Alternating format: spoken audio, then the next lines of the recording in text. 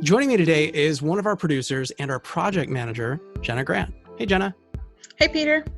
Jana, so while I've been sitting here stuck in my house for the last 4 months, I've been thinking a lot about travel. And you know I love technology, so I was thinking, what is the most popular smartphone app for travel? What do you think? I would guess Instagram. You're right. I thought it would be like an airline app or a hotel app, but it's not. It's Instagram. In fact, over 1 billion people use Instagram each month. In fact, the users on Instagram will spend an average of 28 minutes per day on the platform. Do you think that's a lot? Not time frame, but I think that's a lot of users. Well, I agree. Now, Jenna, as we think about travel and taking photos and knowing Instagram's really popular, you have somebody that you wanted to bring on the show. Yes, my friend Chris Jones. We grew up together. And Chris is a photographer? Yes. Cool. Well, we're excited to have Christopher Jones, who will be joining us in just a minute to tell us his story. But first, I'm Peter McDermott. This is Jana Grant, and you're listening to Going Up. It's a new podcast about careers in hotel and travel. In each episode, we'll feature a veteran of the hospitality and travel industry, sharing stories and advice for career growth opportunities. You can learn more about the podcast, including how to get involved or appear as a guest at goinguppod.com. Hey, Chris, thanks for joining us on the pod. No problem. Thanks for having me. Chris, so Jenna tells me that you both grew up together and you've launched a whole successful career in cinematography and photography. Yes, thank you. Thank you. That's very kind. Yes, I have had some fortunate success in that arena. Yeah, I've been doing it for a little over 10 years now. So, Chris, how did you get into that? Very good question. Well, initially, if I can go back a little bit more, I am an art major. I was into 2D design, graphic design, figure drawing, pencil, paint, all types of different 2D design options from high school all the way up through college at Georgia State University. And after I got done with that, I kind of delved in the music industry for a while, like a lot of people here in Atlanta. And initially, after working with the music industry or working with a couple of artists I was working with in the music industry, I wanted to hone in and focus on one or two specific artists a little bit more. And then with that, with a couple of business partners, we started a record label. With that record label, we were obviously producing the music, recording the music, promoting the music and things like that, distributing it. But in addition to that, we wanted visuals. So I initially started hiring people to give us photo shoots and, video content and things like that. And it wasn't really up to what I felt like I could do myself. So I ended up doing it myself. I started off with a camera that my sister gave me, what's called a point and shoot or Nikon Coolpix or a bridge camera. And I went out with one of my artists one Sunday morning or Sunday afternoon. We shot a couple photos and brought them back and put them in the I wasn't even using Photoshop at the time. Or if it was some other program, I think some photo editor that comes with the MacBook or with Apple. And some of the pictures came out looking really well. So after that, we started shooting more pictures for that artist and other artists, and then eventually moved into shooting small video clips like interviews and such, and just basically creating the branding content for these artists that we had signed to our label.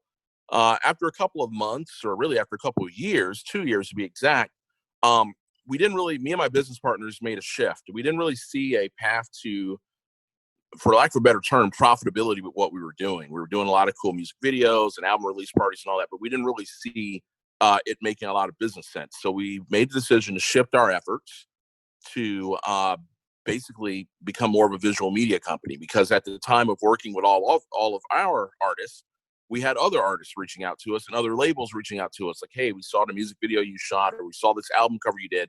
And before you knew it, we had more people asking us to shoot their artist than really anything going on with our own.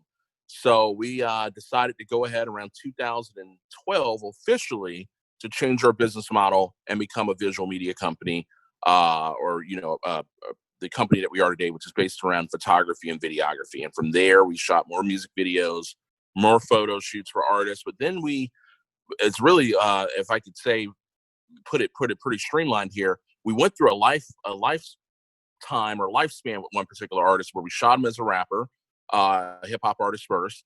Then he got married and he needed a photographer. So he ended up learning how to shoot weddings and shooting his wedding. And then we had a kid, and then we need to learn how to do maternity. We came to us for maternity shoots. And then before you know it, we started doing that with more people that we knew, and more people started referring us. And before you knew it, it's not like we were just doing music videos or album covers anymore. We were doing full-blown weddings, product shoots, small commercials, and things like that. And Chris, I understand from there your business developed even more, and you weren't working just locally, but traveling too, right? That is correct. I have been fortunate enough to travel a lot in the United States on behalf of my company, working with different brands and clients that I've had. But also, I've had some recent international travel as well on behalf of clients. We had a wedding in Italy.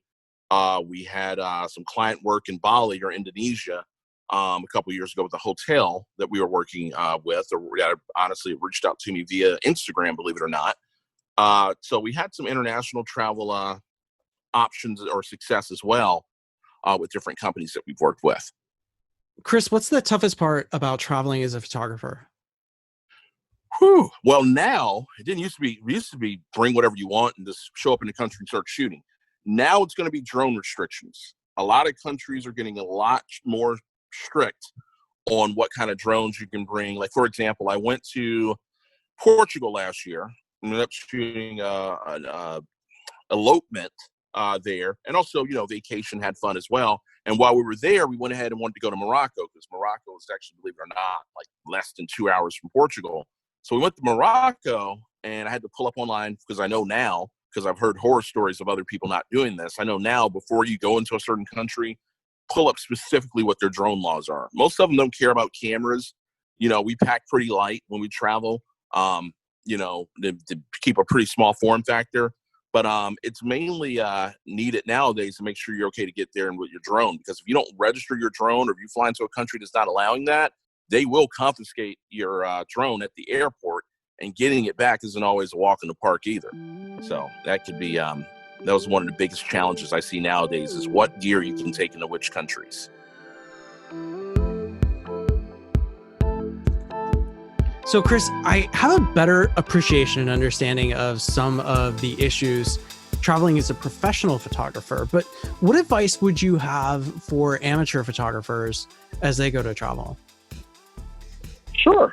Well, the best advice I can give, really, is quite honestly, nowadays, it wasn't the case so many years ago, but nowadays, the best camera you can have in a lot of instances is going to be your cell phone. A lot of times people will go and buy like some, small point and shoot camera or something to vlog with or whatever have you. And that's cool if you're doing video, I assume. But if you want to really get the best photography advice from me, it would be use the camera that's on your phone, so you're not fumbling around with a different camera that you don't know a lot about and end up missing the moment. Your phone is usually readily accessible, and it's going to be a lot faster for you to use. And my second bit of advice is always shoot in good lighting. As long as your lighting is good, then you honestly are better off than you would think with that, preferably in the shade. A lot of times people think, oh, let me stay in the direct sunlight and the sun's like shining right on you, like at 2 o'clock in the afternoon. That's not the best option. Best option would be early morning or just before sunset, and in the shade if possible during the regular part of the day, and just make sure you have good lighting. As long as you have good consistent lighting, that's why we say the shade if possible, or at sunset when it's a little bit lower in the sky, or sunrise. Alternatively, you should be good from what I've seen. I've taken a lot of pictures on my Instagram feed that most of them are with the actual camera, but a lot of them have been with my cell phone as well. And I'm not using any super advanced iPhone. I have like a regular iPhone 10, which is, or iPhone X. So what other advice would you give to people if they're just going to be shooting on their phone? Make sure that, there are a lot of apps out there that you can download. One of them that I downloaded, I believe is free. I've had it for so long, I really don't remember, but it's called Snapseed. That's S as in Sam, N-A-P, like snap, crackle, pop, and then seed, S-E-E-D. They're going to be the best app that I've used that works with a cell phone camera.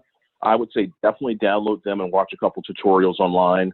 Something else that you can do if you want to go a little bit further with your cell phone photography is a company called Moment, like in the moment. And they make lenses, adaptable lenses that actually click on top of your regular camera phone lenses, and that can give you a wider field of view or a more portrait style field of view.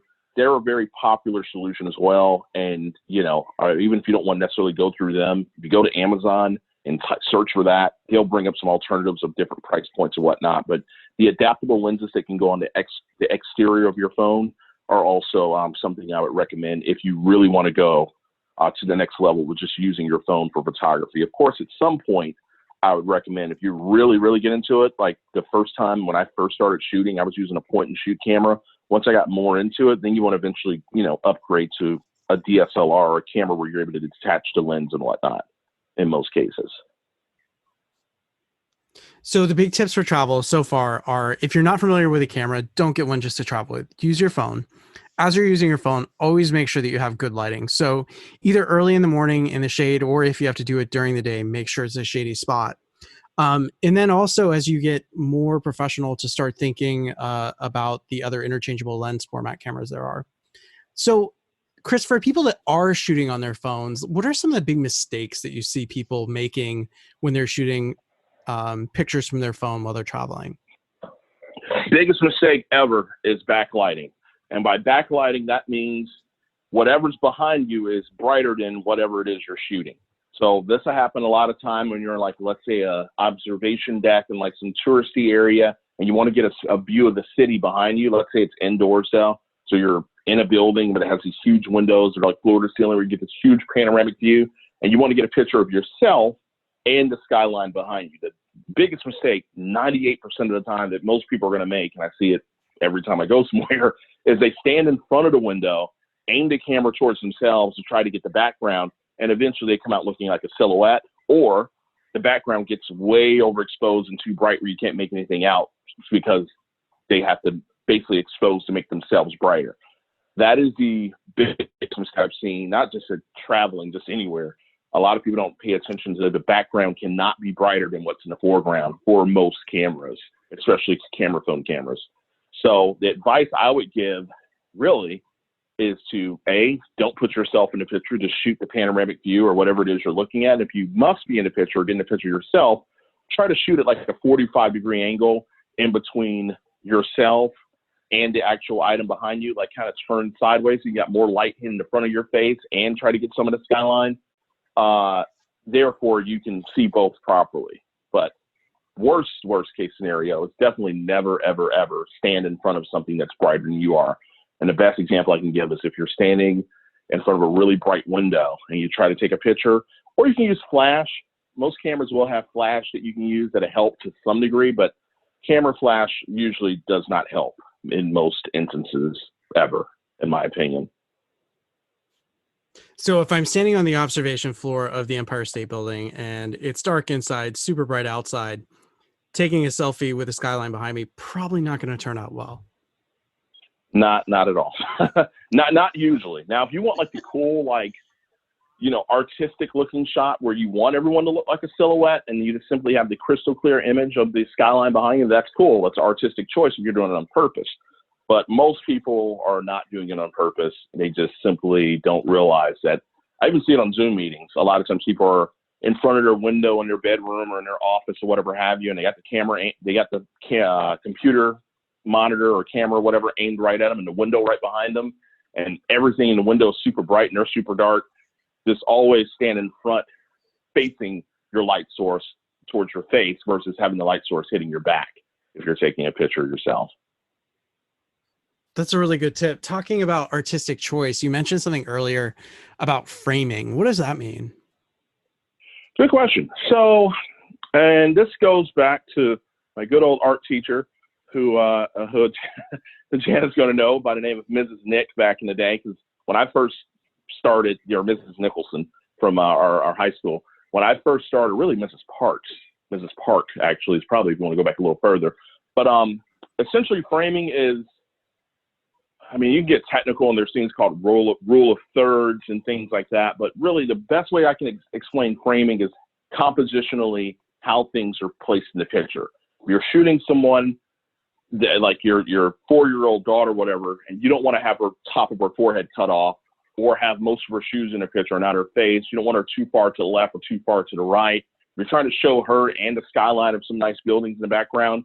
You don't want to chop off most of her to show the skyline. It's mainly making it look like a picture that you would see in a store, like positioning things where they're balanced, where it makes sense, really. It's the best way I can explain it without actually showing you, through a screen or a video or photo or something. But basically, it's just how you compositionally are able to place the images in a picture that you're trying to shoot or take or whatever have you, where it makes sense and where things look appealing and pleasing to the eye. A lot of times people don't know about framing, so they'll take a picture of a sneaker or, maybe some friends, and then like someone's forehead is chopped off, or they're in front of some really busy background where, the background is more just polka dotted or whatever have you, and it's taking away too much attention from the people in the foreground. All those things basically come into the composition, but framing specifically is how they're placed in the actual rectangle or square that you're using to take the picture with. So, Chris, for example, if I was taking a picture of somebody I was traveling with, how would I want to frame them into the shot? What I personally like to do, now it depends. Sometimes women, you want to shoot down on them at a slightly higher angle. Guys really don't care. If it's a really elaborate background, like the top of the Empire State Building, and let's say you're outdoors where the lighting's good, you may want to shoot landscape or horizontally so you can get them and actual buildings behind them. But main thing I always focus on is make sure the light, whatever the biggest light source is in the room or the place that you're at, is hitting the front of their face, which goes back to the backlighting I was speaking about before. You never want the most light hitting the back of them. You want that best light hitting the front of them. As long as you do that, then the next thing I do is worry about the framing, which is basically make sure elbows aren't being cut off, make sure the forehead's not necessarily being cut off. That's just a personal preference. Some people don't mind that, but ultimately make sure that everything's nice and even and balanced. And a lot of times if they're looking to the left, give them a little bit of extra space to the left of the picture. If they're looking to the right, give them a little bit more space to the right of the picture where they have like what we call headroom or space, breathing space or whatever. You don't want them looking right and then you cut the picture off right there and they got all this negative space or unused space on the opposite side to make it like they're staring into a wall or something. Give them a little bit of room, position them slightly left, slightly right. And then also most cameras on cell phones have the rule of thirds option. And the rule of thirds, a little bit more technical, but it looks like a tic-tac-toe grid basically. You can use that, and the rule of thirds is basically something should be in every third of that grid. The fastest answer I'd say is definitely Google or YouTube rule of thirds and use that grid that's on every single phone. Most of us turn it off when you're taking a picture. And that will also help you with framing and things like that to make sure it looks pleasing. But after a while, you'll just be able to look, or you may already be able to look and just tell just with your eyes without necessarily using that. Wow, I am learning so much about photography. This is so awesome. Thank you for all of the tips. It's so exciting to learn about it. No problem. Chris, what has been the biggest defining moment for you in your photography career? Defining moment. I would say defining moment. I don't know. I would say it was pretty cool shooting. It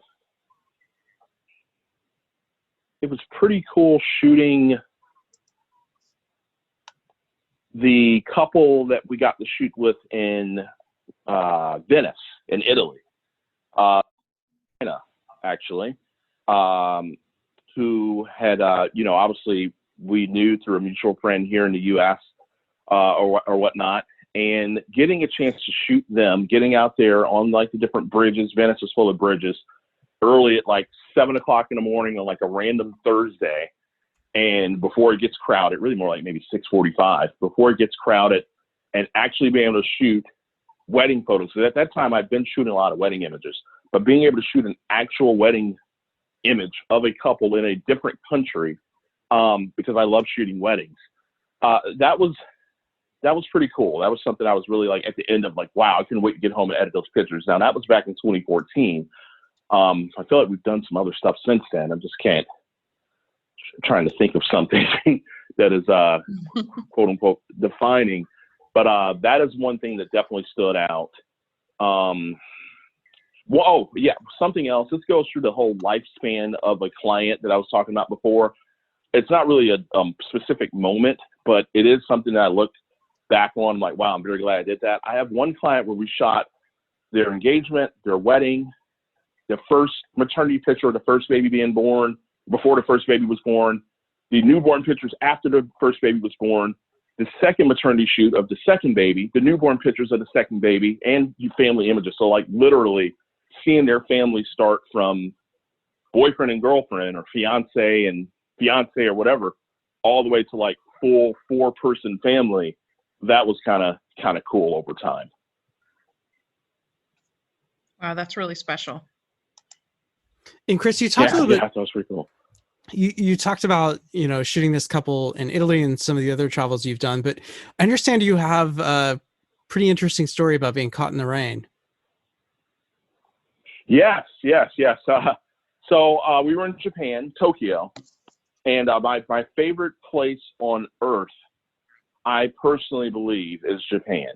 I've been to a number of places in Europe and Asia and North America and Latin America and the islands and whatnot of Hawaii. But the most pleasant culture I've ever experienced in my life by far is Japan. Absolutely love it. So we were there just on vacation, really, and was traveling. We went. The crazy thing is, it's so hard to. You get there and you're excited to eat like the Japanese food and all that, but then you realize it's not what you thought in the movies. Like every place doesn't sell fried rice and sushi. As bad as that sounds, that's like what we kind of thought. You get there and you realize it's not the way it is. I mean, a lot of places do have sushi, but they don't do teriyaki sauce. Teriyaki sauce just basically doesn't exist. And I love teriyaki sauce, but you never really know until you go to some of these places that some of these things are just really Americanized. They don't do breakfast. There's no stop off and get egg and cheese in the morning type of deal for the most part. So ultimately we're traveling around, we're, going from place to place. We finally find I want to say it wasn't a Hooters. It was an Applebee's or a Chili's. I think it was a Chili's. And after being there for a couple of weeks or like 10 days or whatever, you never really appreciate a Chili's until you've not had a chance to see a Chili's and everything. You're trying to figure out what this is and if you're going to like this or this sauce is good or whatever have you. So we saw Chili's, we ate at it, we came out, we were looking, everything by there is by rail or metro. I mean, you can catch Uber or taxis if you want, but for the most part, it's all subways and buses and trains. So we're waiting. The subway station was a couple blocks away. We're like, okay, cool. It's a little store here. My wife, I think, wanted to look at some clothing. I wanted to look at some clothing. We went in there. Didn't really have any money to buy anything. But just was, window shopping, looking around, things like that. Left, didn't really buy anything. They're very nice. Everyone there may not necessarily speak fluent English, but they're extremely, extremely nice. Or folks I run into anyways. And I know some people say, oh, it's just because you're a tourist, but I can only give the experience that I had. Everyone was absolutely pleasant. So we're leaving and and the whole time, like 15 days or so, it did not rain. We were there in the early, right after the little blossoming season or whatever have you. No rain at all. We didn't notice any rain on the app or anything like that. We're about to leave. Literally starts monsoon, like raining the hardest I've seen in Japan the entire time. And the only time I've seen while I was there, starts pouring down rain. And we just went into the store. Now I know my experience here in the US typically is, unfortunately, really, you go into certain stores, if you don't buy anything, you kind of have the employees kind of have they'll be nice and, professional about it. But after you don't buy anything, they don't make a sale, they pretty much are done with you. Here, we didn't buy anything. We didn't have any expectations of buying anything. We left. It's pouring down like crazy. We got like a decent little hike to get to our subway station. Everyone over there has like their little umbrellas or whatever, but we don't have anything. I don't think we had like a hoodie or anything. The lady, we're standing underneath a tree, kind of sort of across the street from the store. We've left probably for like 6 or 7 minutes by now, just waiting for this rain to pass, and it wasn't happening. The lady comes running outside that we barely said anything to in the store, and like like crossed the street and everything, and gave us a umbrella. Gave us her umbrella. Like everyone there has like these little clear umbrellas. I think they're more popular here in the States now. But that back then it was like everyone there has transparent or perfectly clear umbrellas, which is kind of weird. But anyways, gave us her umbrella, like her own personal umbrella. And like we couldn't thank her enough because literally, I mean, I ended up giving my wife anyways, but allowed us to get to where we had to get without being soaked completely. And I just thought it was just so nice that like even though we didn't like really do anything, buy anything. We just went and looked around for a couple minutes and left. We were there for like 45 seconds. She ran across the street and gave us her umbrella, her own personal umbrella, or someone's umbrella in the store because they didn't sell umbrellas, and let us use that. And I just thought that was something that stuck with me for a while of how, and we have many stories like that. I've had stories of being lost in certain parts of Japan. No one speaks English. You know, they understand that we're American, obviously, from looking at us, but no one speaks English. People going like literally walking like a block or two to find someone to speak English and bring them back to us to answer our questions. It's just, you take someone from Japan and place them in certain areas of America speaking no English whatsoever, I can't say it would be the same way. And it was that way there, which I thought was pretty cool. So Chris, how has all of this travel changed you as a person? Definitely made me more understanding the different cultures. My view of the world, growing up in East Cobb, Marietta, Georgia, and view of other cultures was very, I mean, I hate to say it, very narrow-minded, we went to Morocco, which is the first, it's a Muslim country, an Islamic country or whatever have you. And the way that you see stuff on TV, if we only judge what we think of people by what we saw in the media, it would just not be that cool. It wouldn't be that cool, or that's how people fall into stereotypes and get in trouble and things like that. Going there to these countries in person, learning about from the women that a lot of people say, oh, they want, the men are trying to cover them up and yada, yada. And that's kind of what, coming from a westernized point of view, it's like, why do women cover up? It's like 90 degrees outside. You don't learn until you go over there and actually spoke with people that a lot of the women, I don't want to generalize, and I don't know if this is getting too political, but a lot of the women that I spoke with want to do that. They feel like they feel as if it's the cool thing they want to do. It's not something the men are making them do, which is something that, at least for some of the people that we ran into, something you just don't know unless you travel to some of these places and you're just going off what you saw on TV. So going to Japan sounds really ignorant now, I'm thinking about it, but all my life, I thought, once again, narrow-minded American, I really deep down inside thought Japanese and Chinese were kind of similar, like a little bit, like kind of like Portuguese and Spanish, which also really aren't that similar either. But I thought they were like kind of similar until I went to Japan. I saw a person from China speaking to a person from Japan, and they're speaking English because they can't understand each other any other way. And I'm like, oh, just a narrow-mindedness that I've had being sheltered to a certain age of just what I see on TV and what I see locally around me, and then going out in the world and experiencing this stuff myself and learning about stuff myself. If I could rule the world or, the state or country or whatever, I'd make it mandatory that people travel abroad. But that may be a little bit too extreme, but I think it helps dramatically shapes your view for the better. So Chris, as a lot of our listeners are hopefully staying at home right now and dreaming about all the places they're going to travel to next, what advice would you have for people that are going to travel internationally for the first time?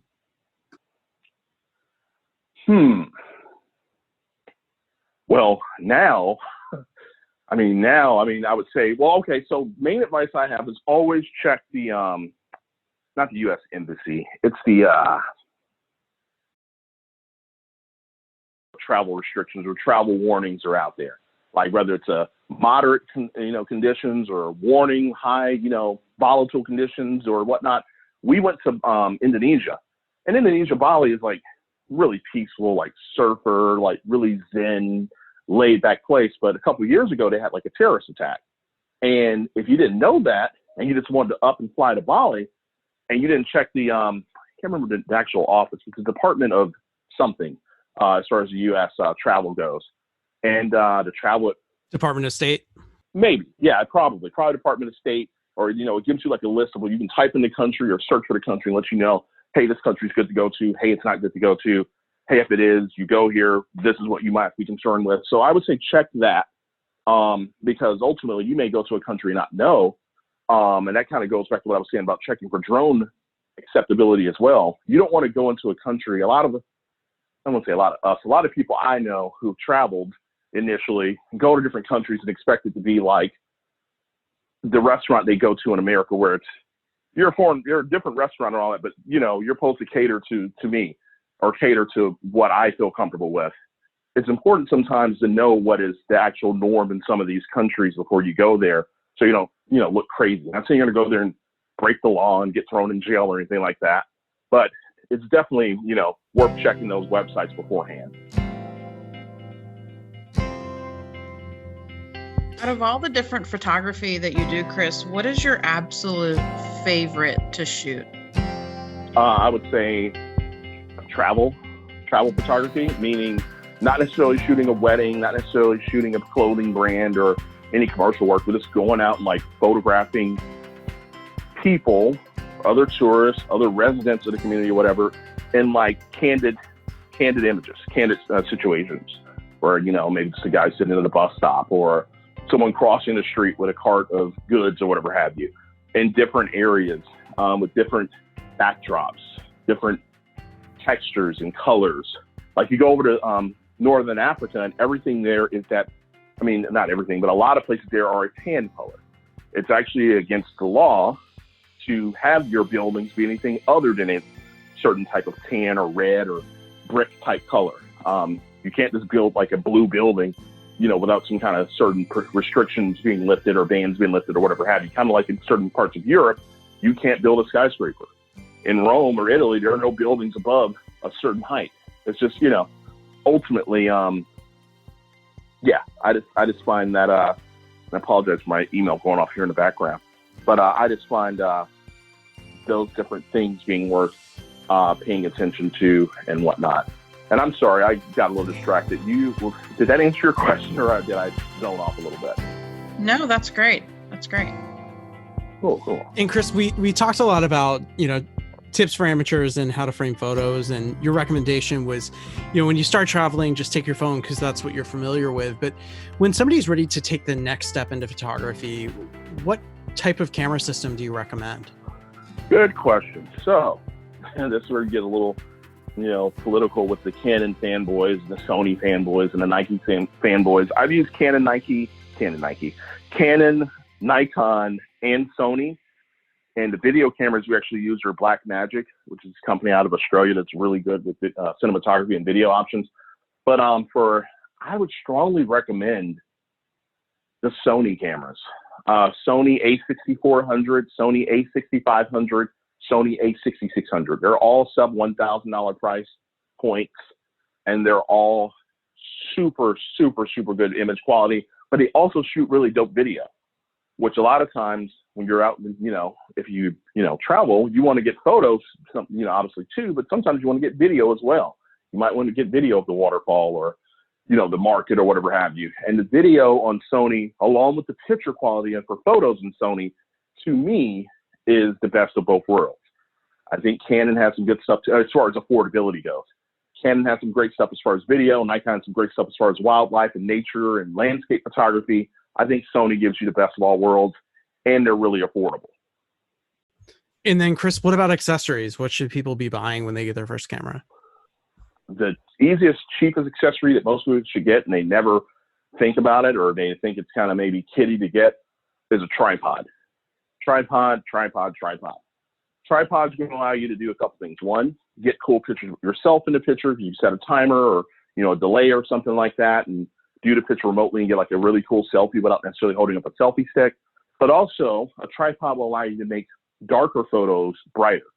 And by that, I mean you're able to leave the camera shuttered open a longer amount of time, where you couldn't do that handheld, because when you hold the camera, you don't feel it, but your hand's shaking a lot when it comes to photography. And depending upon the type of picture you're taking, it's going to be really blurry unless you pick fast shutter speed, which means you got to have a lot of light. But let's say it's sunset, you're indoors or somewhere where it's in the shade and it's not that bright. Your pictures are coming out either blurry or too dark. Put it on a tripod, open up that shutter a little bit longer, and you're going to notice you can make a shot at midnight look like 2 o'clock in the afternoon with enough light coming in. It just depends on, your tripod settings. And if you're standing still, when you do that, you want to also stay as still as possible. Sometimes you'll notice the pictures where the buildings will be still and you see all these streaks of people moving and cars, looks like little lasers flying through the screen or whatever have you. That's a long exposure photo, and that's done using a tripod. That's the extreme end of it. But if you wanted to simply get brighter photos in less than optimal lighting conditions, a tripod would help a lot. Chris, those are great tips. And I think you've helped me a lot. I imagine you helped our listeners a lot too, as they think about that. Chris, where can we find your photography? Oh, great. Thank you. Great question. I have website, YouTube, all that stuff, but ultimately the best way to reach or to find my work is simply through my Instagram. And from there, you can get to my website and things like that. And it's simply at I am your photographer, spelled out the regular way, IamYourPhotographer.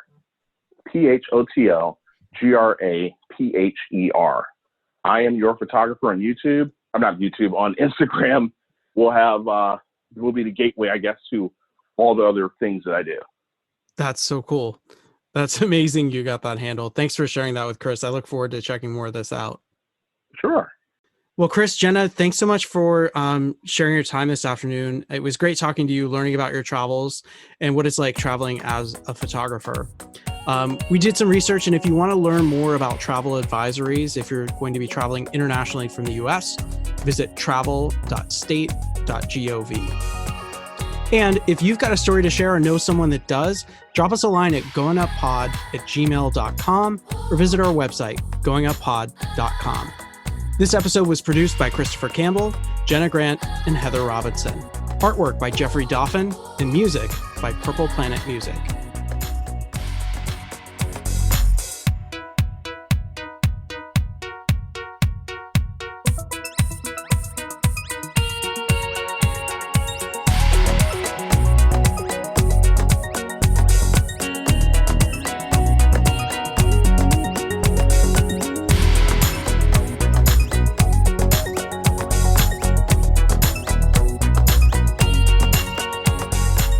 Opinions expressed in this podcast are solely those of the contributors and may not reflect those of their current or previous employers. For more information or to learn more on how you can support the podcast, visit goinguppod.com.